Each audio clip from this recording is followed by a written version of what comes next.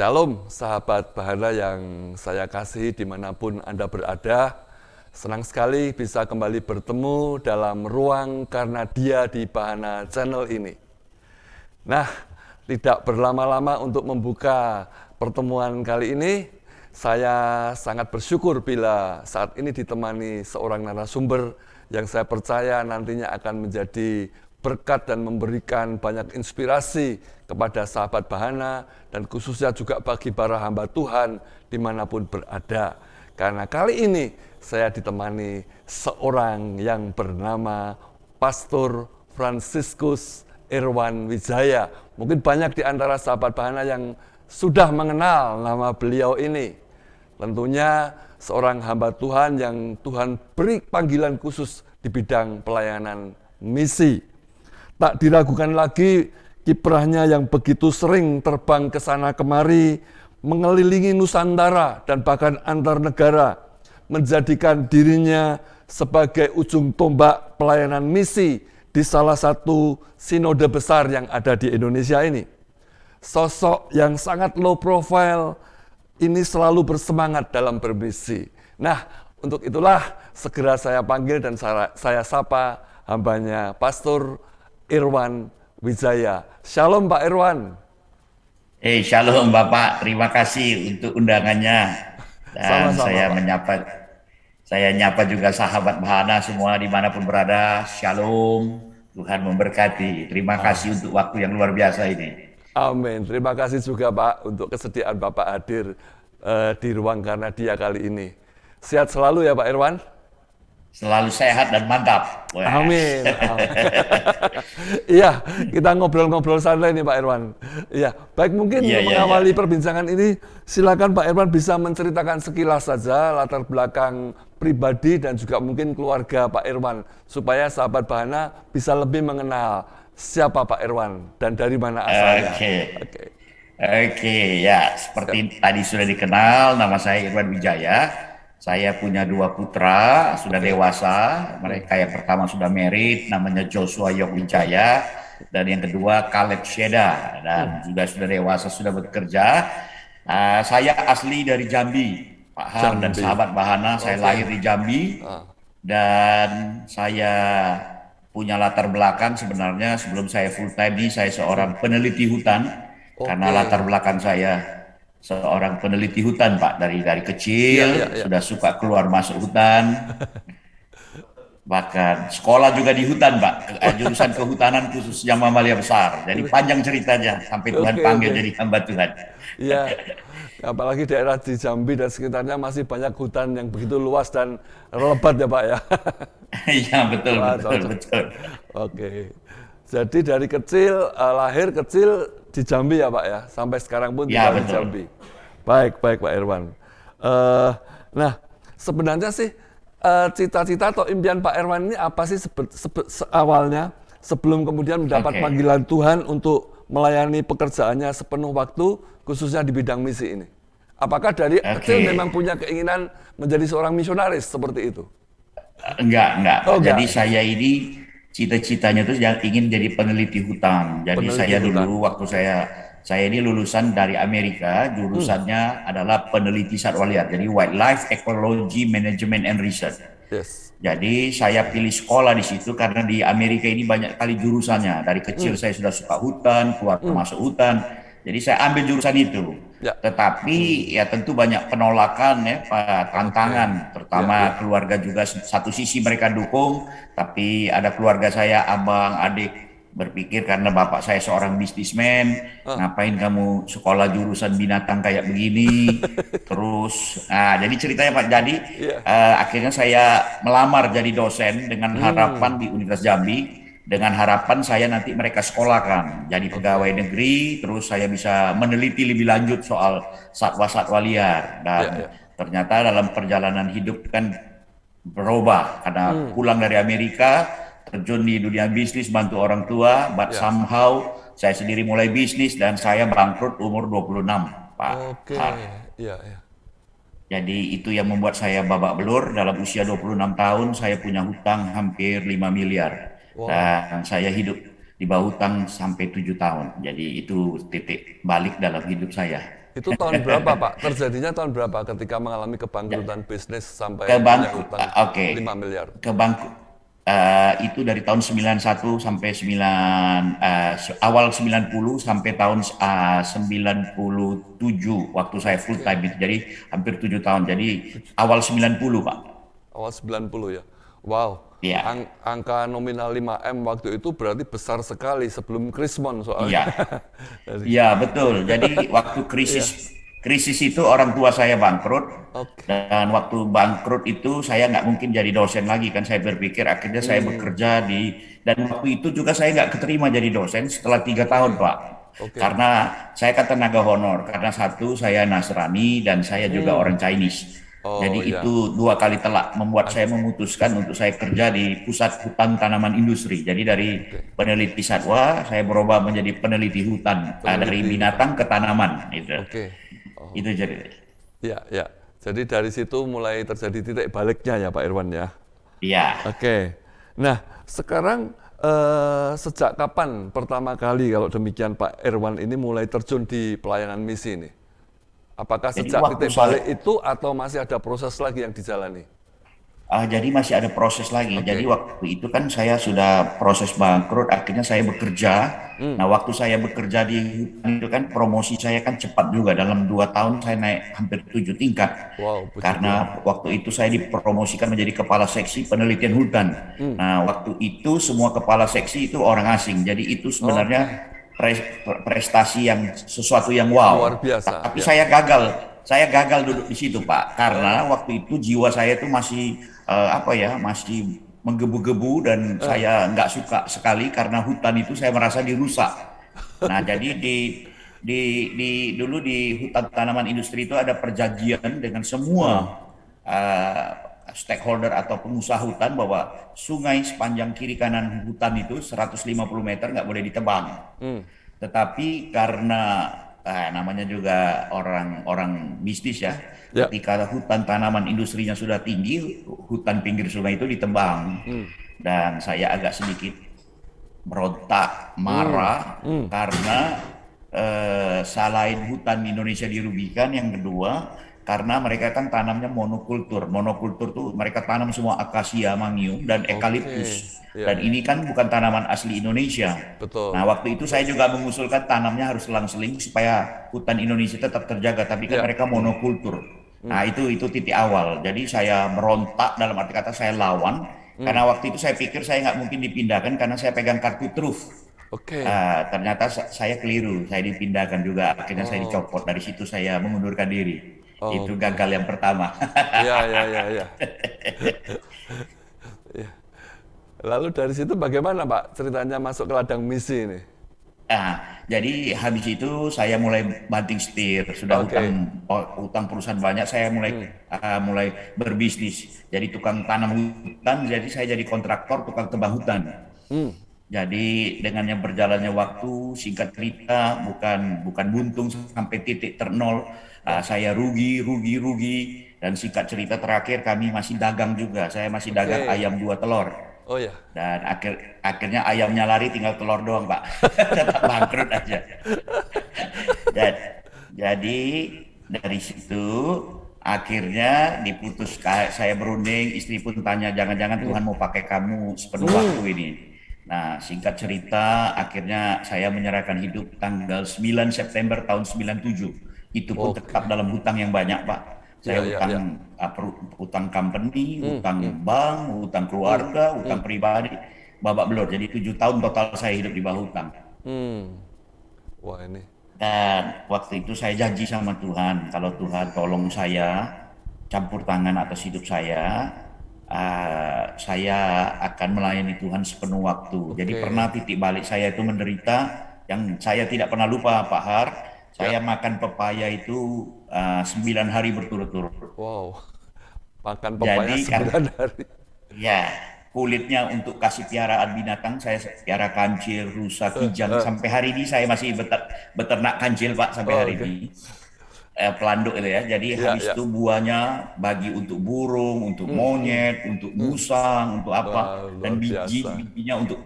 bijinya untuk burung apa, paruh bengkok. Dan buah itu yang kami makan 9 hari, itu yang buat saya trauma Pak. Karena pagi siang malam pepaya, pagi Pepaya siang malam terus ya. pepaya, masuknya kuning, keluarnya juga kuning. Nah ini kan saya jadi trauma Gitu jadi ya. sampai hari ini saya kurang suka makan buah. Gara-gara 9 hari terus-menerus makan pepaya waktu itu ya. Di tengah Iya betul Pak. susah-susahnya. Ini menarik Pak. Berarti eh, bagaimana prosesnya Pak Irwan akhirnya mengalami pemulihan dari sisi tadi ya, finansial ataupun Oke, ekonomi. Karena kan hutang begitu banyak kan. Berarti kan iya, sekarang kan sudah merdeka. Ini bagaimana ceritanya akhirnya bisa oke, mengalami pemulihan iya, ekonomi atau oke. Jadi keuangan gitu. dan waktu itu saya sudah menyerahkan hidup. Saya cuma Oke. bilang begini, Tuhan, waktu saya kerja dan bisnis saja saya susah cari bayar hutang. Tapi kalau Tuhan, sekarang saya kan waktu saya mau menyerahkan hidup melayani Tuhan itu, saya kasih banyak syarat, Pak. Satu, Wah, harus hutang harus beres. oke. Dua, harus punya rumah. Eh, Tiga, Tuhan harus kembalikan saya punya mobil. Empat, oke. begini, lima, sampai tujuh. Tapi Wah, kayaknya satu syarat pun Tuhan nggak lengkapin. Tetap rumah saya mau disita dari bank segala macam, akhirnya saya bilang oke lah Tuhan, saya menyerahkan hidup tanpa tanpa apa tanpa ya syarat. tanpa Oke. kecuali tanpa Ya. syarat. Dan itu titik balik saya, jadi saya melayani di gereja sebagai sopir, sebagai apa saja, guru sekolah minggu, apa saja, pokoknya serabutan waktu itu. Nah, Ya, ya. satu kali saya lagi jalan kaki di menuju gereja mau naik omprengan. Jadi saya dialog sama Tuhan dalam perjalanan itu. Saya coba bilang, Tuhan, macam mana saya mau lunaskan hutang? Eh, Waktu saya kerja aja, berbisnis pun saya nggak bisa lunaskan, apalagi sekarang saya sudah full time. oke. Gimana ini? Apalagi sekarang Indonesia waktu itu sedang masuk Krismon tahun Betul. Iya, 97, iya. 98. 97, 98, yes. Iya, itu lagi goyang-goyangnya Republik soal ekonomi. Terus dalam perjalanan jalan kaki itu saya ingat betul tuh, kayak Roh Kudus taruh di hati saya. Saya dengar betul. Pertama saya dengar betul audible, Pak. Mungkin Oh, orang nggak percaya dalam oke. hidup saya ini Ya. ada 2 3 kali saya hanya pernah dengar audible. Dan Langsung dengar kira-kira suara suara Pak ya. langsung, iya. Jadi sambil jalan kaki, terus Roh Kudus tuh ngomong, ayah justru untuk memberkati kamu lah saya perlu menggoncang Indonesia. Saya kaget. Oh, Saya lihat kiri kanan nggak ada orang kok suara gitu. Akhirnya saya ketawa ngekek-ngekek. Tuhan ini bercanda, ini main-main ini. Sampai saya naik ke mikrolet mau ke gereja untuk masuk kantor, saya masih senyum-senyum ketawa-ketawa. Masa gara-gara saya Tuhan harus goncang Indonesia. Tiba-tiba di lampu merah ada orang jual koran. Saya ingat betul korannya itu Independent Post namanya, dari Jambi punya. Tiba-tiba di situ ditulis di headline itu, keputusan Gubernur Bank Indonesia, setiap nasabah yang hutangnya lebih dari 5 tahun dan apa asetnya tidak mencukupkan untuk apa ya, asetnya nggak mencukupkan untuk jumlah hutang itu, untuk memenuhi lebih baik kewajiban. betul di apa di waive apa di waive ya, di Oh, write off, dihapus gitu. Saya kaget, baru ngomong kok ini langsung ada di headline. Nah waktu itu saya ingat betul Bank Indonesia kan di bawah Menteri Keuangan zaman itu. betul, betul. Di write off. Jadi saya beli koran itu, saya baca ulang-ulang, saya tumpang tangan. Habis itu saya nggak berani bertanya kan takut malu. Nah biasanya saya tanya sama orang yang sama-sama punya hutang. Saya telepon teman saya, Iya, iya. pernah partner bisnis. Saya bilang, Kodet, saya bilang. Namanya Daniel juga waktu itu. Coba lihat ini koran, kayaknya hutang kita ini mau dihapus. Coba, tapi jangan ngomong-ngomong dulu. Kalau sampai nggak dihapus, kita malu kan. Nah itu sekitar September, Oktober gitu kan. Jadi Iya, saya iya. masih bergumul terus ini. Nah, waktu Desember biasanya kalau hutang dari bank swasta itu debt kolektornya datang. Mereka Datang. kasih Ya. ke pihak swasta untuk datang ke rumah, teken, termasuk yang kalau yang bank negara juga Ya, ada ya. petugas yang datang. Nah, saya tunggu-tunggu Pak, saya tunggu-tunggu kok nggak datang. Bulan Oke. Januari nggak datang, bulan Desember nggak datang, bulan Februari nggak datang. Saya jadi takut. Eh, Pertama, kalau saya telepon dia bilang lupa kan kacau. Oh iya, selesai. Tapi ketiga, takut juga jangan-jangan betul-betul nanti mereka tagih atau betul-betul ini dihapus. Jadi dengan iya, iya, iya. keberanian, Oke. saya telepon dan saya cek kok rekening koran saya belum datang, kok tanggung jawab saya kok belum dikirim. Terus mereka lihat nggak ada Pak, datanya nggak ada. Bapak salah Wow. salah itu nggak? Wah, saya sudah tahu Wah, dihapus ini. Nah, dari waktu iya, momen iya. itu saya sangat bergairah Pak. Jadi utang saya kena Wow. hapus peraturan zaman itu hampir 2,4 miliar. Wow, amazing. Jadi Ya. amazing. Jadi tinggal setengah lagi saya semangat. Saya lihat di mana Iya. hutang teman saya, hutang saudara, saya beranikan diri, saya telepon. Hmm. Dan memang Tuhan menjamah mereka semua. Teman kuliah saya di Amerika bilang begini, Irwan, Irwan, sejak kau jatuh bangkrut, aku kan sudah bilang hutangmu pun sudah kulupakan. Jadi kau ingat baik-baik ya, Wow. Wah, mulai hari ini hutangmu habis. Waduh, saya wow. lompat-lompat. Itu Dahsyat. tangan company itu. Iya, Jadi iya. wah mulai saya bergairah. Terus saya datangin hutang dagang. Ah, Karena partner orang tua saya datang, saya bilang nanti saya mau cicil. Terus mereka bilang udahlah, waktu itu orang tua saya sudah meninggal juga Pak. Sudahlah, orang ya. tuamu juga sudah meninggal. Hutangmu pun saya hapus. Jadi Wah, berturut-turut sampai terakhir yang hutang ratusan ribu pun dihapus. Saya wah, telepon teman saya, dia cuma bilang begini, udahlah untuk anakmu jajan aja, oke? Kau nggak ada punya hutang sampai hari ini. Jadi wah, saya melihat bagaimana dalam tempo sekejap itu mungkin orang nggak masuk akal, tapi itulah yang memutuskan saya wow. mengambil keputusan. Tuhan sudah lakukan yang ajaib dalam hidup saya. Kemanapun Tuhan utus saya Hmm, di tempat yang orang nggak mau pergi, hmm. saya akan pergi. Nah, Wah, kira-kira begitu, Pak. Makanya itu sampai hari ini saya pegang itu, Pak. Jadi luar saya sudah biasa. hampir sekarang memasuki tahun yang ke-26 26 di betul. dalam perjalanan hidup saya melayani Tuhan sepenuh waktu, dan total itu semua di ladang misi. Saya nggak pernah Yes. beralih dari fokus itu. Kira-kira Wow. gitu Pak Ha. Luar biasa nih Pak Irwan. Jadi kalau Tuhan sudah membuka jalan, tidak ada satupun yang bisa menutupnya kembali ya. Kalau Tuhan sudah Iya, mengangkat, mengulurkan tangannya, tidak ada satu orang pun yang bisa menahannya. Jadi hutang yang sekian besar dalam tempo singkat diputihkan semuanya ini. Dan di iya situ betul Pak Pak. Irwan alami, wow, campur tangan Tuhan yang sangat amazing, dan disitulah akhirnya Pak Irwan semangat untuk bergairah melayani Tuhan sepenuh waktu di ladang misi. Jadi kalau dengan demikian, kalau saya simpulkan, yang mendasari Pak Irwan masuk panggilan pelayanan misi karena tanda petik merasa berhutang pada Tuhan seperti itu Pak ya? Iya betul. Merasa berhutang betul, Aduh. dan ini jarang orang tanya Pak. Orang nggak pernah tanya ini. Jadi saya pun nggak pernah ngomong kecuali saya bikin kesaksian Oh, di gereja tertentu. Tetapi ya. secara umum orang bertanya-tanya kenapa saya bisa jadi hamba Tuhan ini. Pak Har pertama yang nanya ini. Ya, ya, oh ya, ya, ya Pak. Ya. Ya, berarti sekarang sudah jalan hampir berapa ya? 26 tahun tadi ya Pak ya, masuk di bidang. Iya, iya. Sudah berapa negara atau juga berapa provinsi? Kalau di Indonesia mungkin seluruh provinsi sudah dijalani Pak ya? Iya, kalau di Indonesia sudah habis Pak, bahkan di Habis ya? tempat-tempat dalam-dalam, kecamatan yang Pedalaman-pedalaman. dalam-dalam pun betul. Jadi eh, saya termasuk ya.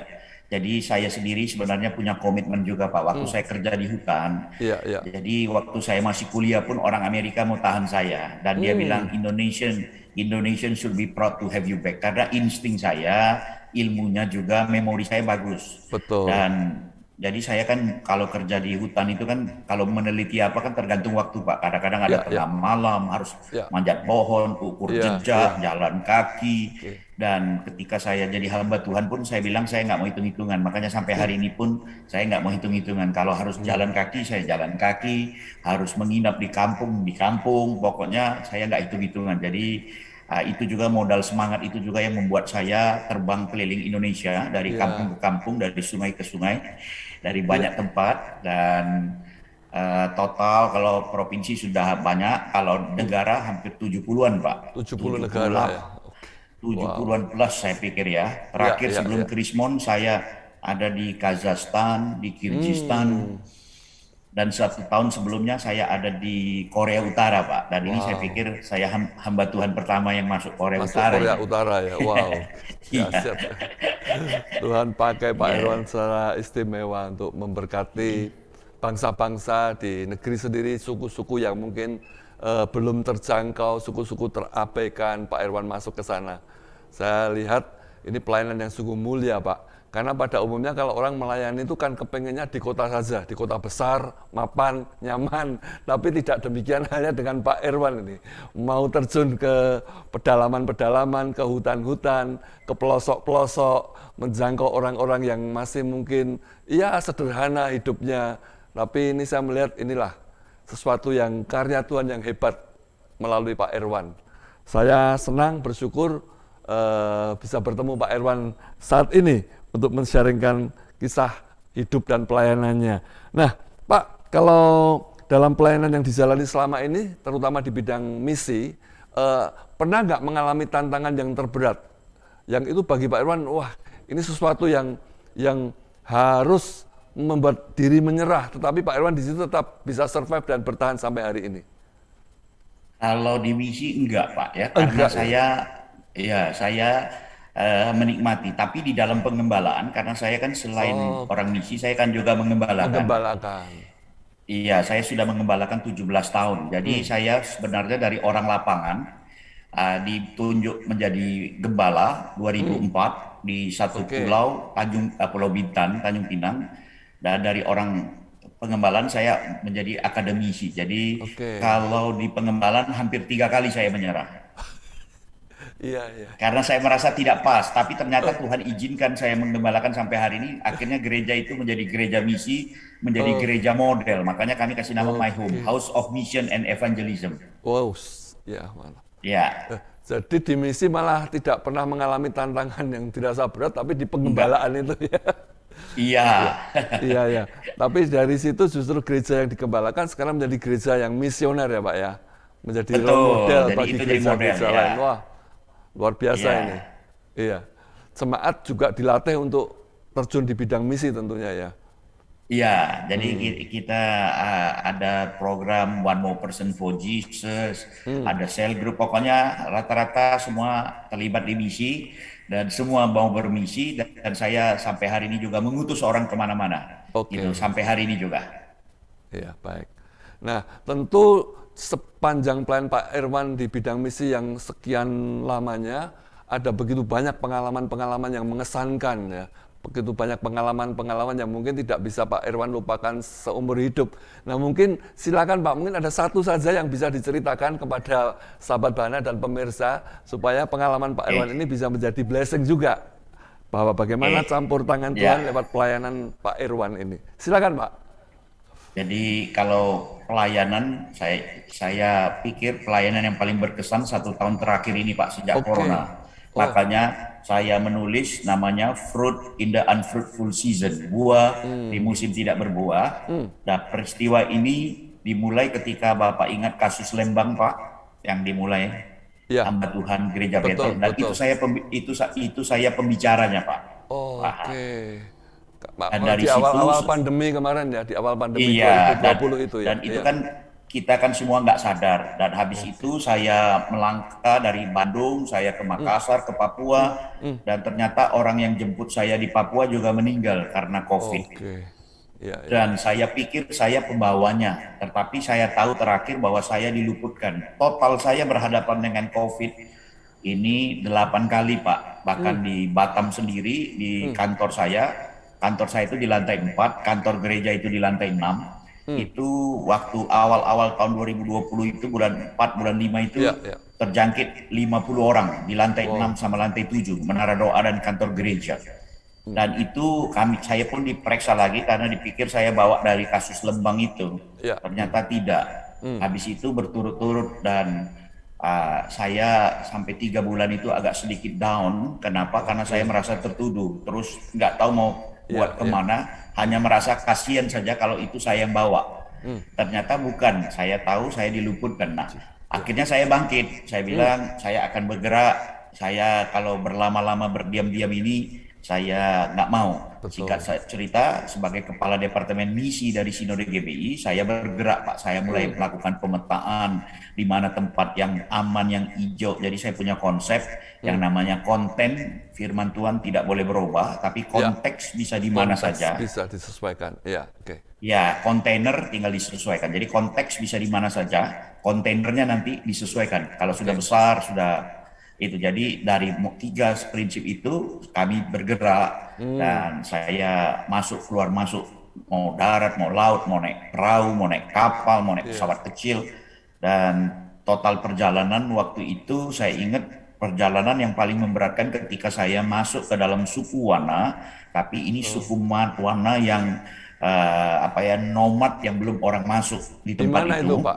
Lokasinya di mana? Itu Suku mana? Kabupaten Morowali Utara, Oh, Moro, Morowali Utara. tetapi kecamatannya lagi. Jadi total saya naik sepeda motor itu 10 jam. Wow. Jalan kaki itu 10 jam itu pulang pergi ya. Perginya 6 jam, pulangnya 4 jam karena lebih cepat pulang. Habis itu saya harus jalan kaki sekitar 6 jam. Dan itu menyeberangi hampir 15 sungai. Dan dari malam ke malam baru sampai gitu ya. Dan puji Tuhan, itu berkesan bagi saya. Kenapa? Karena saya pikir kami sedang menembus satu peradaban. Ya. Memang ada banyak orang melayani di suku ini juga, tapi dari sisi gunung yang berbeda. Nah, saya ambil di pegunungan Potala. Jadi saya suka pegunungan yang belum tembus, Pak. Saya suka tantangan dan challenge. Iya, iya. Jadi kami masuk di tempat yang belum ada, dan sekarang saya sudah kirim 2 orang, dan sudah mulai membangun sekolah, merintis, Oke. dan sudah mulai mengubah peradaban. Saya sudah kirim 3 orang lagi di menyusul akhir bulan ini akan berangkat lagi 3 anak muda untuk membantu di sekolah di situ. Jadi Mantap. itu saya cukup berkesan karena selain mereka nggak kenal Tuhan, mereka ini juga masih ada incest, Pak. Nah, ini kan karena mereka nggak ngerti Nggak etika ngerti, juga. betul. Jadi ayahnya kawin sama putrinya, Iya, iya. ibunya sama anak Anak lakinya laki-lakinya, gitu. Jadi iya. ya jadi ini saya pikir mereka nggak ngerti. Jadi ini juga bagi saya selain untuk dilayani juga untuk melakukan penelitian. Kenapa kok nggak ada anak yang cacat di kampung itu atau di mana? Nah, ini saya lagi kumpulkan data, Bapak. Iya, iya, iya. Jadi itu berkesan, itu Desember 2021 yang lalu. Baru Baru. beberapa bulan lalu ya, Pak? Iya, ya, langsung saya eksekusi dengan kirim orang lagi karena saya pikir tempat itu satu yang sangat menarik dan menjadi Exciting, betul, tantangan, betul. Iya. exciting. Nah, hamba Tuhan yang temani saya, ketika saya turun kan saya harus terbang ke Bangai, terus ke Makassar, ke Iya. Jakarta, baru ke Batam. Yang nemeni saya pulang ke Morowali Utara, ke Konodale, dia harus masuk rumah sakit 3 hari, dia bilang. Kenapa Dia sebabnya? diinfus, kecapean dia. Kecapean. dia harus diinfus. Jadi kurang cairan tubuh kurang dan fisiknya drop. Jadi saya ketawa-ketawa padahal itu wilayah dia kalau dihitung-hitung. Oke. Luar biasa. Jadi itu pengalaman yang paling baru lah, Pak. Iya, iya. Nah, Jadi kalau mengesan. pengalaman 2 tahun yang lalu itu yang saya bilang masuk ke Korea Utara itu, Pak, itu saya juga nggak pernah, karena saya salah perhitungkan. Karena waktu itu kami pikir Korea Utara ini akan segera rejimnya akan berakhir karena sudah didoakan dari Korea Selatan sampai Iya, iya. 1 tahun dan akan berakhir bulan Oktober tanggal 31. Jadi saya berprinsip sebelum 31 Oktober berakhir kita harus ada di dalam dulu nih. Paling nggak kita lihat situasi, kalau seandainya terbuka kita bisa lakukan sesuatu. Jadi wah, itu sangat menegangkan itu dengan cara yang ajaib, masuk dan keluar pun nggak masuk akal, Pak. Masuk keluar Dan waktu saya itu dalam keadaan tetap aman ya, Pak ya. Jadi nggak mengalami Iya, aman dan itu pemeriksaan-pemeriksaan. menjadi gitu ya. iya, dan itu menjadi satu tulisan saya juga. Jadi Oke. peristiwa-peristiwa itu saya tulis secara akademik. Akhirnya saya publish di publisher di Afrika Selatan di Scopus, Pak. Jadi saya suka meneliti dan saya suka interview, terus dari situ saya bikin tulisan akademik dan itu Wow. menjadi tulisan pertama saya waktu itu untuk dari segi akademik tembus di Iya, Scopus Q1 waktu itu. Wow. Jadi Ya, jadi pas. itu pengalaman yang nggak masuk di akal punya. Jadi kadang-kadang nyerempet. Ya, Tuhan tahulah bagaimana menjaga hambanya seperti biji mata dia sendiri. Pasti diluputkan dari berbagai malapetaka dan ancaman-ancaman yang bisa datang sewaktu-waktu. Tapi secara Iya. ajaib Tuhan luputkan Pak Irwan dari semua itu. Luar biasa nih. Saya luput dari kecelakaan pesawat tuh 3 kali, Pernah Pak, juga. mendarat Oke. darurat. Oke. Pesawat kecil juga. Pesawat kecil sama pesawat besar. Oke. Habis itu dan pesawat sangat besar. Jadi saya kecil itu saya ingat betul di dalam keadaan ketakutan antara perjalanan dari Tual ke Dobo. Dan waktu itu pesawat susah sekali karena overload. Penumpangnya kursinya 20, penumpangnya 27, Pak. Jadi ada empat yang berdiri, empat duduk di kursi tembak di atas koper, tiga berdiri. Ini Wah, memang pengalaman saya naik pesawat yang ginian dua kali sebenarnya.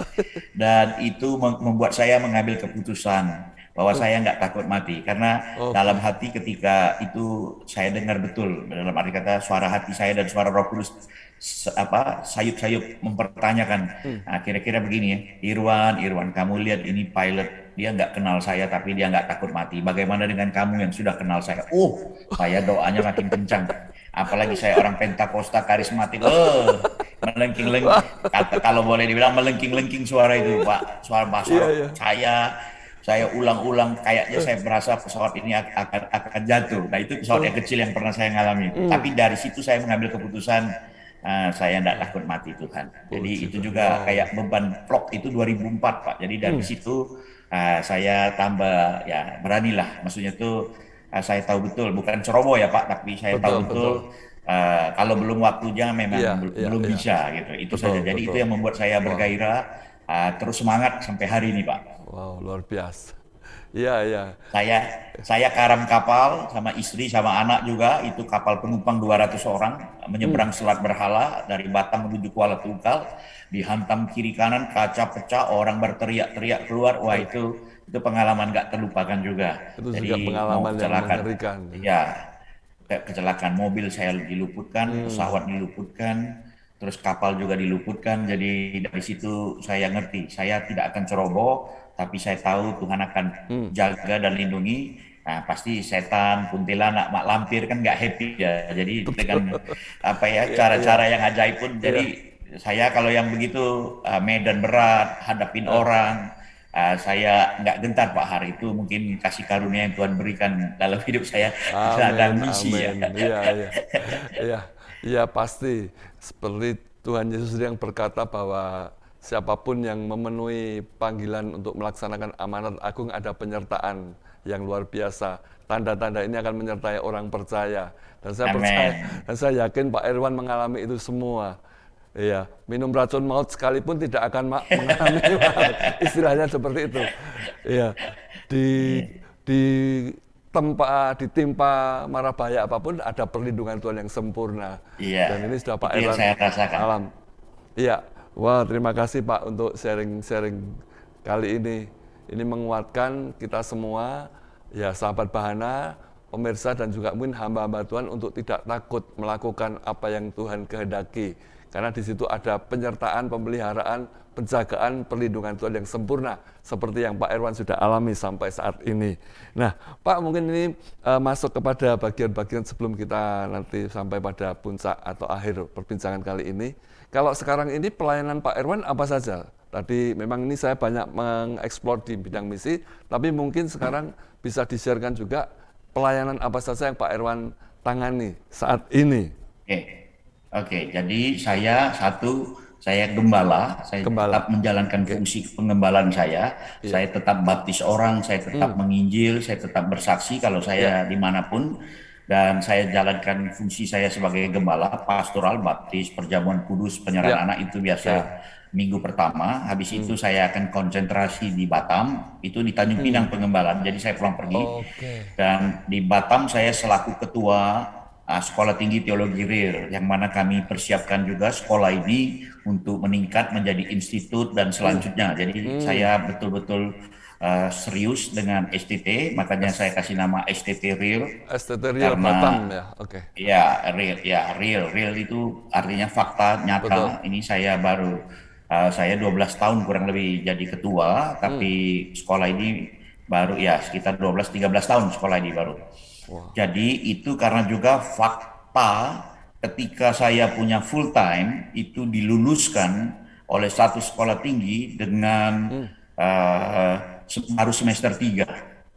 Oke. Saya punya full time yang lain 1,5 tahun kuliah terus juga lulus. Jadi saya merasa aneh saja. Saya lihat dan dari situ membuat saya memutuskan saya ingin membangun satu sekolah tinggi teologi yang betul-betul tidak kompromi, yang bisa betul-betul bersaing secara akademik dan Yes. itu saya tingkatkan dari sekolah misi. Waktu itu saya ada sekolah training misi yang setahun 2 kali, setahun Ya, ya. sekali. itu bentuknya 3,5 bulan, nggak banyak. Akhirnya dari situ kami proses dan puji Tuhan sekarang sudah ada 6 prodi. Wow. Sebenarnya saya sedang menunggu satu prodi lagi, tidak keluar sampai sekarang belum keluar izinnya, tapi sudah divisitasi 3 tahun yang lalu. Judulnya adalah manajemen gereja. Saya Manajemen pikir itu gereja, oke. perlu untuk menghindari gereja-gereja ini yang ya saya kan orang misi Pak Har, saya Ya, melihat ya, gereja bertumbuh ini bukan karena penginjilan, bukan karena betul. memang ada, tetapi karena sakit hati lebih banyak nih, pecah memecah itu gampang sekali. Iya, iya, iya.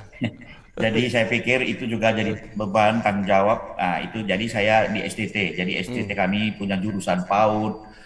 Saya punya mimpi satu kali Pak, jurusan PAK ini bisa ngajar bahasa Inggris, bisa ngajar berbagai jurusan dan itu Wow, ternyata sampai hari ini karena ada kampus Merdeka itu sangat menolong karena satu betul. tahun Iya, iya. siswa-siswa PAK akan kuliah di kampus-kampus umum sesuai dengan panggilan Panggilannya ya, matematika, oke. olahraga, segala macam itu. Jadi itu cukup untuk modal di lapangan nanti karena Ya, ya, lulusan kita kan harus kita utus keluar. iya. Habis itu saya juga selain ketua STT, saya juga Maaf, ketua Pak, Indonesia sebelum Cerdas. yang 6 prodi tadi apa saja ya, Pak ya di STT Riau Oh, ini? 6 Ya, oke, 6 prodi itu PAUD, PAK, PAUD, TEO.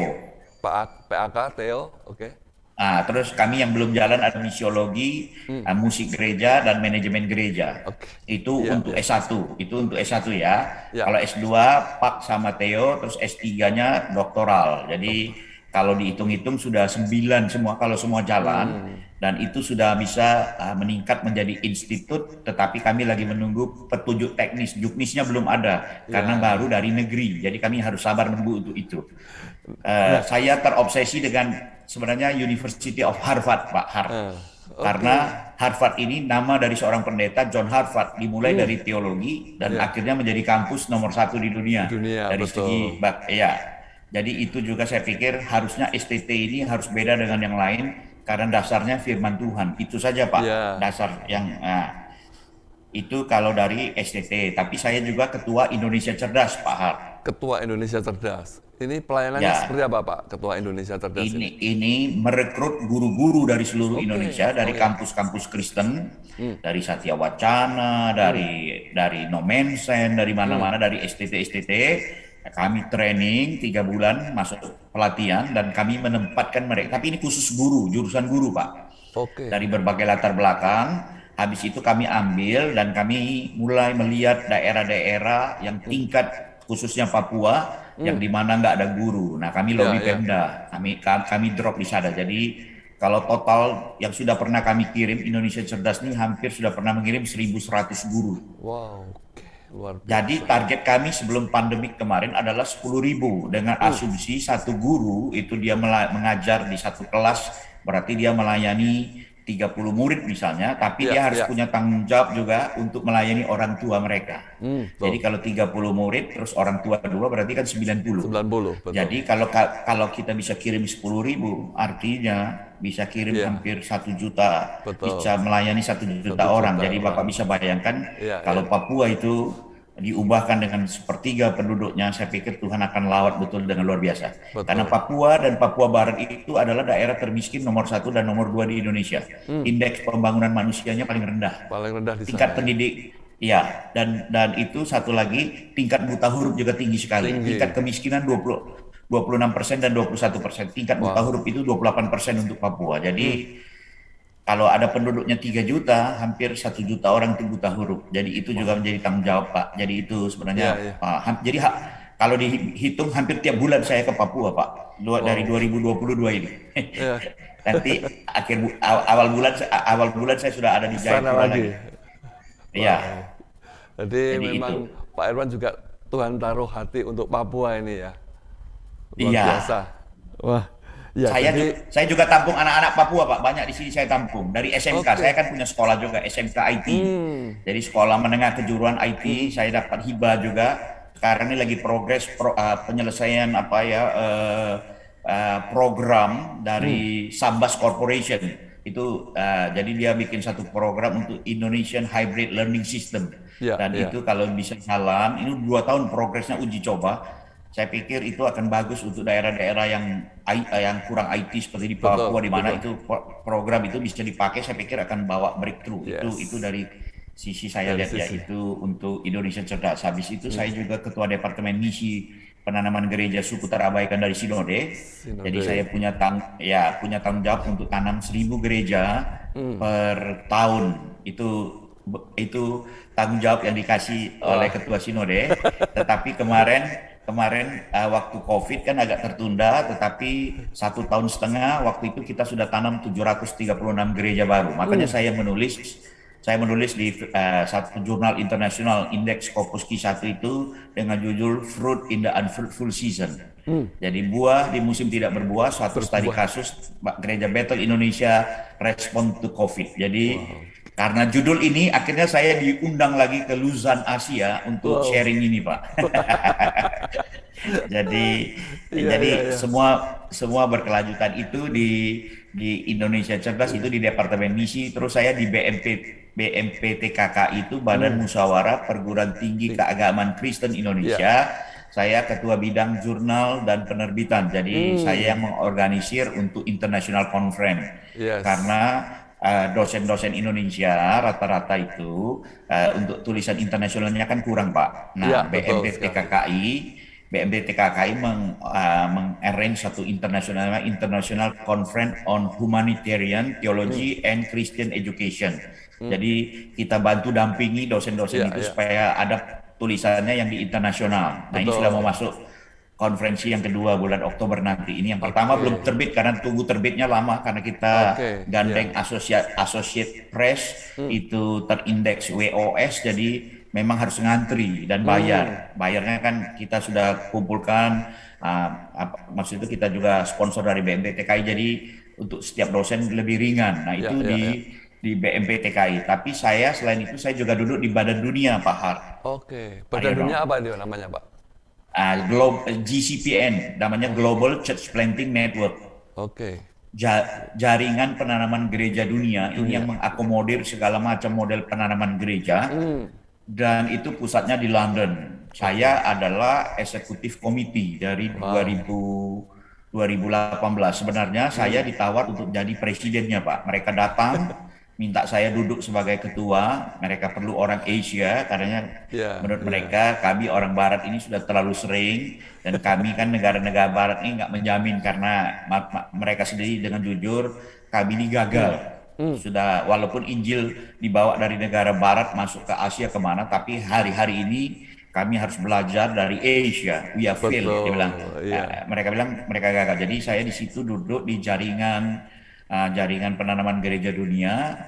Selain saya eksekutif komite, saya juga duduk di financial committee mereka. Jadi melakukan pemetaan dan juga daerah-daerah yang CPM Church Planting Movement-nya kurang. Jadi biasanya saya juga ikut berbagi. Itu juga membuat Iya, kami iya. bertemu setiap 3 tahun sekali secara global dari berbagai penjuru dunia untuk memikirkan, melihat apa yang harus dikerjakan bersama. Nah, itu Pak Yes. Haryono.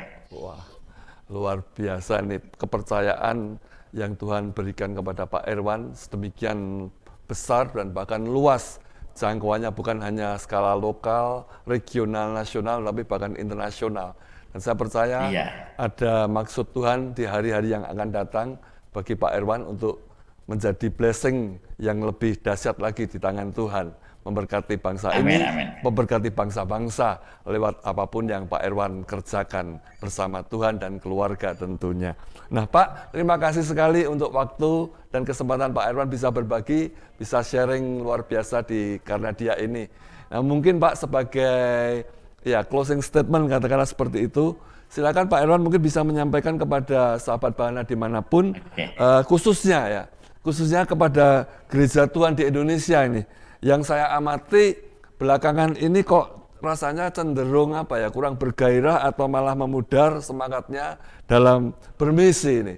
Mungkin Pak Irwan bisa memberikan Oke. penyemangat untuk jangan Oke. gereja hanya puas di kota, tapi ya bagaimana untuk bisa membangkitkan misi di tengah gereja di Indonesia. Oke. Silakan Pak. Pertama saya menyapa sahabat Bahana dulu. Saya mau Oke. katakan hidup ini terlalu berarti. Jadi Amin. jangan sia-siakan hidup ini. Yes. Sebagaimana firman Tuhan katakan, orang yang hidup masih punya harapan, kata pengkhotbah. Ya. Tapi anjing yang hidup lebih berharga daripada singa yang mati. Ini kenapa saya mengatakan gini, karena saya lewat dari masa-masa sulit, melihat bagaimana sahabat dan kawan saya dipanggil karena Iya, COVID, dan iya, kalau saya masih hidup dan Bapak Ibu masih hidup dimanapun berada, artinya kita punya tanggung jawab. Tuhan mau pakai kita dengan luar yes. biasa, jadi berkat, jadi jangan kendor. Amin. Dan untuk pesan gereja Tuhan, saya juga mau ingatkan bahwa gereja itu bukan sekedar 4 sisi gedung ya, Yes. yang soundnya wow, lampunya kelap-kelip, terus apa gitu ya, Ya, yang ya. bikin wow gitu ya, bukan di Ya. kota. Tapi saya mau ingatkan, gereja ada karena misi, Ya. makanya gereja juga harus bermisi. Pikirkan, rubah mindset, saya pikir, supaya people is our our goal. Jadi maksud itu, Yes. biarlah orang-orang itu menjadi goal kita, bukan Betul. gedung, bukan alat musik, tapi orangnya. Iya. Kira-kira gitu Pak Haryana yang Wow. saya mau sampaikan buat Terima, gereja Tuhan. terima kasih Pak Irwan untuk closing statement dan sharing kali ini. Dan saya percaya sharing Pak Irwan akan menjadi inspirasi buat pemirsa sahabat Bahana dan bahkan gereja-gereja Tuhan di Indonesia untuk mari kita bersama-sama ya di hari-hari akhir yang makin sulit ini mengerjakan misi bersama-sama untuk menghadirkan kerajaan Allah dimanapun kita atau gereja ditempatkan. Pak Irwan sudah menjadi role model bagi kita semua, sahabat Bahana. Dan biarlah lewat kesaksian hidup Pak Irwan ini, kita menghadapi hari-hari ke depan dengan penuh semangat untuk mengerjakan pekerjaan Tuhan sesuai dengan kapasitas, sesuai dengan panggilan yang Tuhan berikan kepada kita masing-masing. Tuhan Yesus memberkati. Pak Irwan, terima kasih. Selalu terus dalam penyertaan Tuhan yang sempurna, dimanapun Tuhan utus Bapak dan keluarga melayani, akan senantiasa menjadi berkat. Kiranya kita bisa bertemu lagi di lain kesempatan yang lebih leluasa lagi di samping hari ini. Tuhan memberkati. Baik Pak Irwan, silakan memberikan salam penutup bagi sahabat Bahana. Iya, sahabat Bahana, terima kasih sudah mau mendengar kesaksian hidup saya. Biarlah kiranya semua boleh jadi berkat buat kita semua. Sekali lagi shalom bagi sahabat Bahana dimanapun berada. Bye-bye, Tuhan berkati. Amin, amin. Terima kasih Pak Irwan. Nah, sahabat Bahana, demikianlah perbincangan saya kali ini dengan hambanya, Pastor Fransiskus Irwan Wijaya, yang kita kenal Pak Irwan.